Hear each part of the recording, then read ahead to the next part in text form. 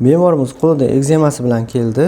Ekzemani og'ir varianti bu. Terlar shilinib, suvlar chiqib, juda ham achishish, qichishish bilan bezovta qiladigan kasallik. Xo'p, bunaqa holatda iloji boricha sistemli davolashga kerak bo'ladi. Ya'ni sistemli deganimda ichki organlardagi muammo, ichaklardagi, jigardagi muammolar bilan birga davolaymiz va trinazol kremini beramiz. Ko'pincha qo'lda ko'p ishlar qilinganligi sababli bu yerda ham infeksiya qo'shiladi, ham allergik jarayon ketadi. Bunaqa holatda uchtasi bitta krem juda yaxshi effekt beradi. Iloji boricha qo'lni quruq saqlash kerak.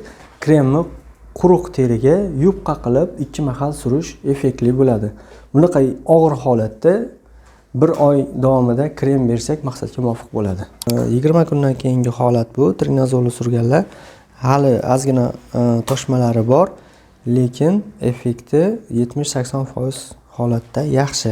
Bu ham sekinligi bilan yaxshi bo'lib ketadi. Yana 5 kun davomida 2 mahal trinazol kremini suradilar.